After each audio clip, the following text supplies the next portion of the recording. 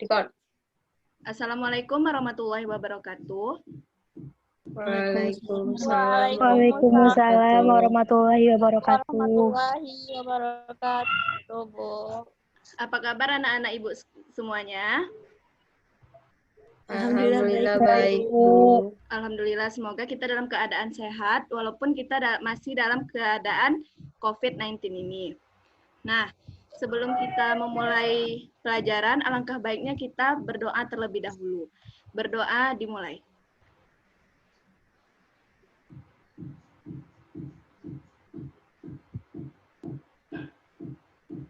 Selesai. Dah.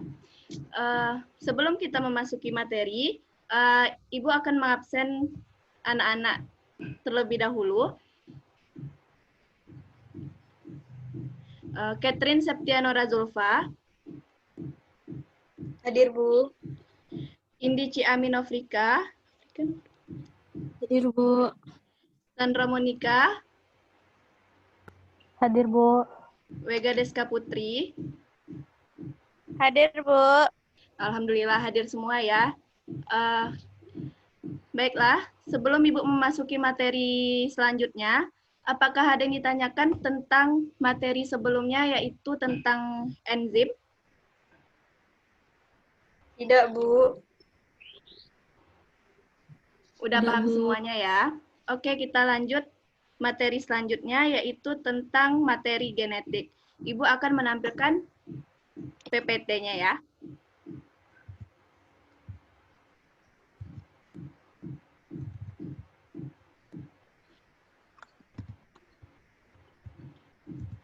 Nah, ini ada materi substansi materi genetik. Nah, kompetensi dasarnya itu menganalisis hubungan struktur dan fungsi gen, DNA, kromosom dalam penerapan prinsip pewarisan sifat pada makhluk hidup. Indikator pencapaian kompetensinya yaitu ada menjelaskan pengertian tentang sintesis protein, menyebutkan tahap-tahap pembentukan sintesis protein, menjelaskan pengertian transkripsi, menjelaskan pengertian translasi, menyebutkan tahap-tahap transkripsi, menyebutkan tahap-tahap translasi, menganalisis terbentuknya perwarisan sifat dari proses sintesis protein, menghubungkan peranan DNA dengan pewarisan sifat pada proses sintesis protein. Nah, kita lanjut. Nah, ini ada substansi genetika. Seluruh peristiwa kimia atau metabolisme diatur oleh suatu master berupa makromolekul yang disebut DNA atau ADN dan RNA. Nah, DNA dan RNA ini digolongkan sebagai asam nukleat. DNA dan RNA merupakan tempat menyimpan informasi genetik. Nah, di sini ada pengertian sintesis protein. Nah, protein itu adalah suatu polipeptida yang terdiri dari rantai panjang asam amino yang merupakan hasil dari sintesis kode berupa informasi genetik RNA dan DNA. Nah, protein di dalam tubuh ini terbentuk melalui mekanisme yang disebut dengan sintesis protein. Nah, sintesis protein ini adalah proses pembentukan protein yang melibatkan DNA sebagai sumber materi genetik pengkode berbagai asam amino yang akan diolah menjadi rantai polipeptida. DNA ini merupakan sumber genetik yang terdapat di dalam nukleus, namun melakukan proses sintesis proteinnya dilakukan di ribosom untuk diperlukan perantara yaitu RNA agar sintesis protein dapat berlangsung. Nah, sintesis protein dikenal dengan istilah dogma sentral, yaitu rangkaian proses molekul DNA menjadi RNA, kemudian RNA menjadi protein. Kita masuk ke kromosom. Nah, kromosom ini adalah suatu struktur padat yang terdiri dari komponen molekul, yaitu ada protein, DNA, terus selanjutnya struktur padat kromosom hanya dapat dilihat jelas saat sel membelah pada tahap metafase. Yang ketiga itu terdapat di dalam nukleus atau inti sel. Nah, tersusun dari benang-benang kromatin yang halus. Nah, ini pengemasan kromosom secara singkat. Nah, untaian DNA ini dipinta pada suatu set protein, yaitu histon, menjadi suatu bentukan yang disebut nukleosom.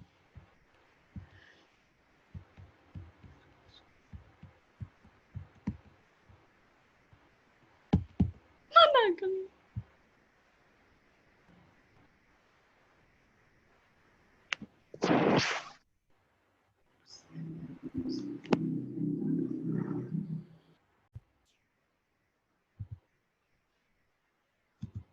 Nah, pengemasan kromosom secara singkat ini, ada untaian DNA dipintal pada suatu set protein, yaitu histon, menjadi suatu bentukan yang disebut nukleosom. Yang selanjutnya itu unit-unit nukleosom membentuk benang-benang yang lebih padat dan terpintal menjadi lipatan-lipatan selenoid. Lipatan-lipatan solenoid membentuk benang-benang kromatin. Benang-benang kromatin ini tersusun membentuk kromosom.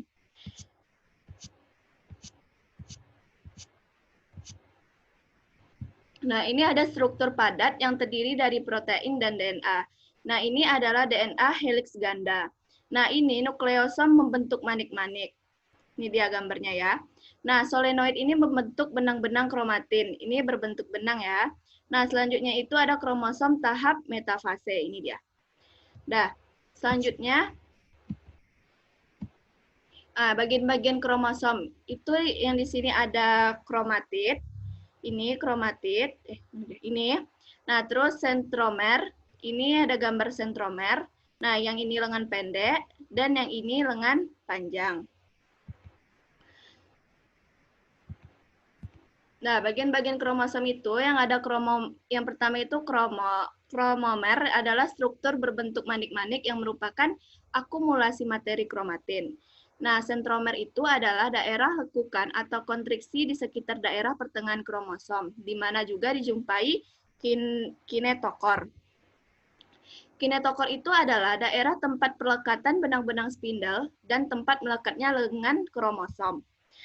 Satelit itu adalah bagian kromosom yang berbentuk bulatan dan terletak di ujung dengan kromatid. Telomer itu adalah daerah terujung kromosom, fungsinya menjaga stabilitas bagian ujung kromosom agar DNA tidak terurai. Tadi gambarnya ya.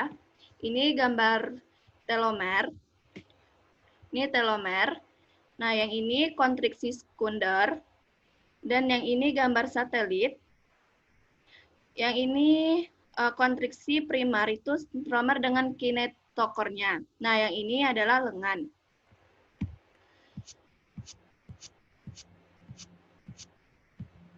Nah, ini ada bagian-bagian kromosom. Yang ini satu kromosom tanpa replikasi, dan yang ini kromosom hasil replikasi, satu kromatid, dan ini kromatid kembarannya.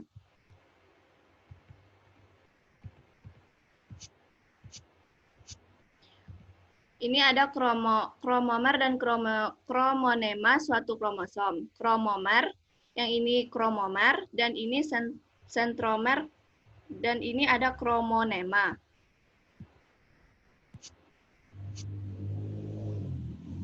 Ini adalah tampilan visual kromosom setiap individu yang dinamakan dengan karyotipe. Karyotipe pada manusia. Nah, ini ada macam-macam bentuk kromosom. Yang A ini ada metasentrik, ini ada submetasentrik, dan yang ini ada akrosentrik, dan ini ada telosentrik. Nah, metasentrik itu adalah kromosom yang letak sentromernya berada di tengah-tengah kromatid, sehingga kromatid terbagi dua. Nah, yang tadi itu ada submetasentrik, adalah kromosom yang letak sentromernya berada tidak di tengah-tengah kromatid, sehingga kromatid tidak terbagi sama panjang. Selanjutnya itu ada akrosentrik. Akrosentrik adalah kromosom yang letak sentromernya dekat ujung. Yang terakhir ada telosentrik, adalah kromosom yang letak sentromernya di ujung kromatid. Nah, ada macam-macam kromosom. Ada autosom itu. Autosom kromosom tubuh merupakan kromosom yang tidak menentukan jenis kelamin. Pada manusia pria dan wanita bentuk serta jumlahnya sama, itu ada 22 pasang autosom. Ada gonosom. Kromosom seks merupakan kromosom yang menentukan jenis kelamin. Pada manusia pria itu XY dan wanita XX, memiliki bentuk atau jenis yang berbeda. Nah, ini ada tipe dan jumlah kromosom. Setiap sel somatik manusia memiliki kromosom sebanyak 46 kecuali sel gamet. Kromosom tersebut dapat tersusun secara berpasang-pasangan dimulai yang terpanjang. Yang ketiga ada kromosom yang membentuk pasangan mempunyai panjang posisi sentromer dan pola pewarnaan yang sama disebut kromosom homolog. Lokus adalah letak atau posisi gen dalam kromosom. Dan terjadinya pasangan kromosom homolog dari karyotipe adalah konsekuensi asal-usul seksual. Nah, sperma dan ovum memiliki kromosom tubuh 22 buah dan kromosom seks atau X untuk ovum dan X atau Y untuk sperma, sehingga dinamakan haploid. Sedangkan sel yang memiliki 23 pasang kromosom disebut diploid. Nah, ini ada jumlah kromosom pada beberapa jenis hewan.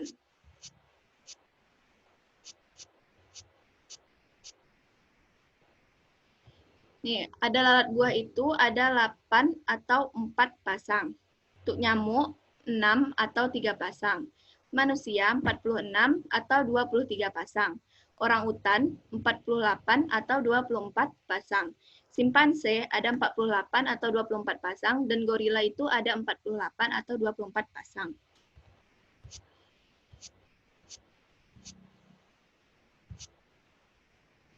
Nih, gen. Gen itu unit instruksi untuk menghasilkan atau mempengaruhi suatu sifat herediter tertentu. Gen dominan ditulis dengan huruf besar, gen resesif ditulis dengan huruf kecil. Nih, karakter tinggi atau dominan itu huruf besar, karakter pendek atau resesif itu pakai huruf kecil. Alel. Alel itu variasi alternatif gen yang menjelaskan adanya variasi pada pewarisan suatu sifat. Kromosom dan gen. Kromosom mengandung DNA, total informasi genetik yang disimpan dalam DNA suatu sel disebut genom. Genom DNA tersusun atas gen-gen. Satu gen mengandung satu unit informasi mengenai suatu karakter yang dapat diamati. Gen merupakan fragmen DNA di dalam kromosom.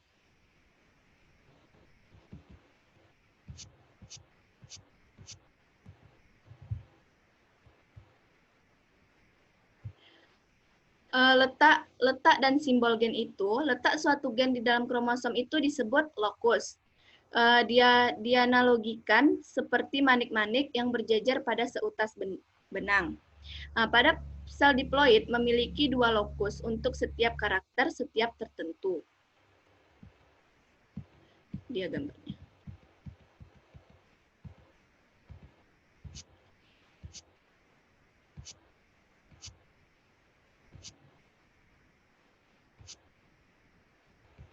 Nah, ini letak dan simbol alel. Homozigot dominan itu buah manis atau M itu besar semua ya. Homozigot resesif buah asam, heterozigot buah manis, fenotip sifat yang tampak, genotip penyusun genetik dari fenotip.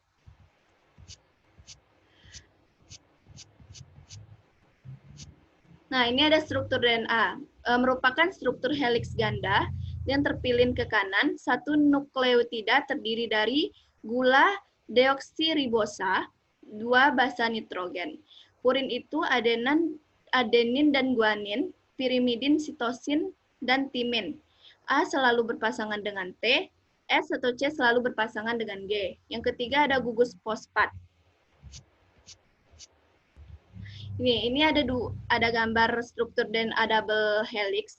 Yang ini ada 2 rantai bergerak dengan arah yang berlawanan. Dan yang pita biru ini menunjukkan rantai 2 gula atau fosfat. Yang ini ada pasangan basa membentuk penghubung horizontal di antara rantai-rantai.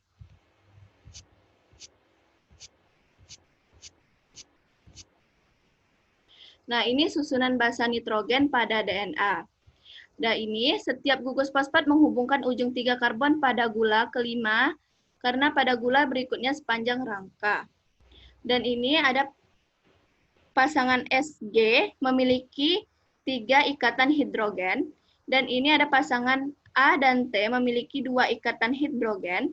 Yang kedua untai bergerak dari arah 3 dan 3, dan 5, dua rantai yang anti paralel. Nah, yang ini ada ikatan hidrogen ya. Nah, DNA itu merupakan makromolekul yang struktur primernya adalah polinukleotida, rantai ganda terpilin atau double helix.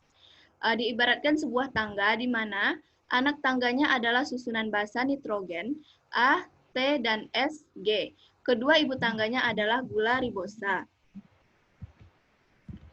Nah, kita masuk polaritas. Polaritas itu terjadi karena salah satu ujung rantai DNA merupakan gugus fosfat dengan C5-deoksiribosa. Sementara ujung DNA lain merupakan gugus hidroksil dengan C3-deoksiribosa. Dengan demikian, rantai polinukleotida merupakan suatu polaritas polinukleotida. Maka jika digambarkan adalah sebagai berikut, ini ada gambarnya ya. 5 ATTGTSGA, ini ada gambarnya, gambar dari polaritas. Nah, ini gambar DNA yang kedua, ikatan fosfodiester yang menghubungkan molekul mononukleotida. Ini gambar ikatan fosfodiester ya, yang ini polaritas rantai polinukleotida. Selanjutnya itu polaritas itu ada basa nitrogen, gula, fosfat, dan ikatan fosfodiester. Nah, keuntungan dari Chargaff ini ada basa nitrogen dalam nukleotida tidak berjumlah sama rata, persentase berbeda antara satu spesies dengan spesies lainnya. Nah, tetapi jumlah adenin akan selalu sama dengan jumlah timin dalam setiap molekul DNA. Jumlah guanin selalu sama dengan jumlah citosin dalam setiap molekul DNA. Ini ada gambar replikasi DNA. Itu ada konservatif, semi-konservatif, konservatif, dan dispersif. Nah, konservatif ini dua utas DNA lama atau induk tidak mengalami pemihan, namun keduanya dapat membuat double helix yang baru sehingga pada akhir replikasi akan terbentuk dua DNA double helix. Nah, ada semi-konservatif. Semi-konservatif itu dua utas DNA akan saling memisah. Kemudian tiap-tiap utas akan berfungsi sebagai cetakan untuk menyintesis utas DNA. Nah, untuk dispersif itu utas DNA induk akan terputus-putus. Kemudian segmen-segmen utas DNA induk tadi akan bergabung dengan segmen-segmen utas DNA.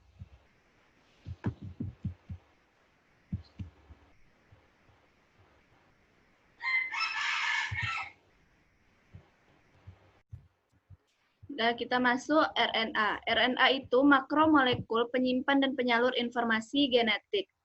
Ada 3 tipe RNA. RNA-AD itu membawa kode genetik ke ribosom. RNA-R, komponen utama ribosom. RNA-T membawa asam amino ke ribosom.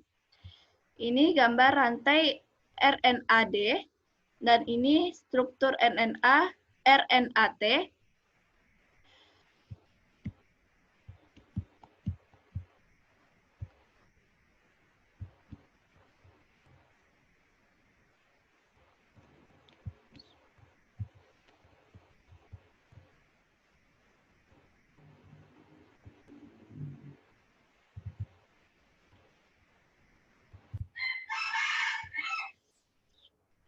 Perbedaan DNA dan RNA.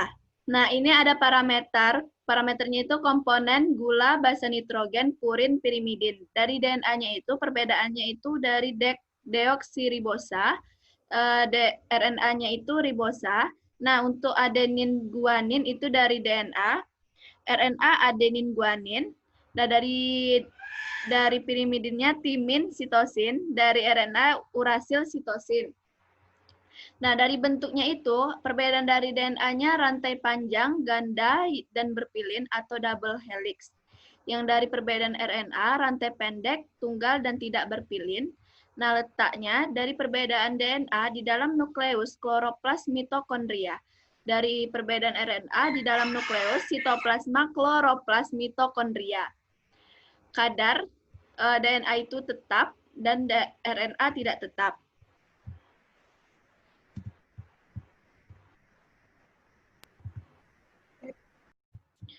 Jadi kita masuk dalam sintesis protein. Ini ada tahapan transkripsi. Dari tahapan transkripsi itu ada inisiasi, ini inisiasi, dan ini elongasi, dan ini ada terminasi. Nah, ini ada mekanisme dasar dari translasi.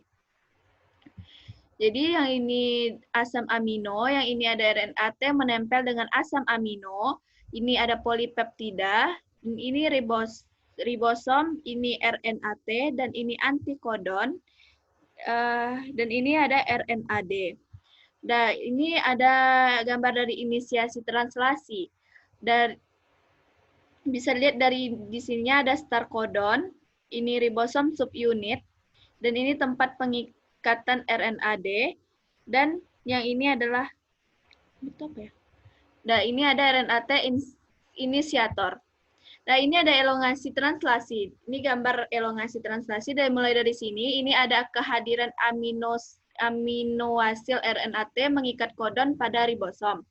Dan yang kedua ada ribosom mengatakan pembentukan ikatan antara asam amino yang dengan ujung rantai polipeptida yang sebenarnya terbentuk.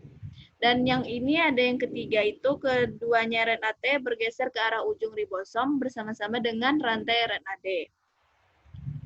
Ini ada asam amino polipeptida. Nah, ini ada gambar terminasi translasi. Nah, yang pertama ada ribosom mencapai kodon terminasi pada untai RNA-D. Yang kedua ini ada polipeptida lepas dari ribosom. Ini polipeptida lepas dari ribosom. Kalau yang pertama ini kan pada untai RNA-nya, yang ini terlepas dari ribosom. Yang ketiga, 2 subunit ribosom dan komponen lainnya terpisah-pisah. Terpisah-pisah ya gambarnya. Nah, baiklah itu saja materi hari ini tentang substansi genetik. Apakah ada yang ditanyakan?